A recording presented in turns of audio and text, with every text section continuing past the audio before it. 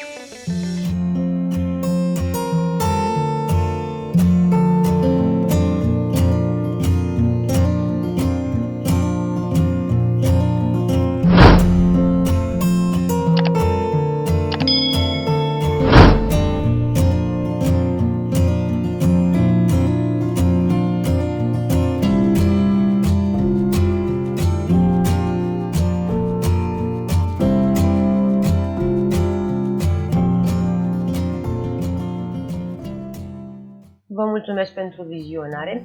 Dacă v-a plăcut această idee, aștept părerile voastre în secțiunea de comentarii. Vă pup și ne auzim curând la următorul tutorial.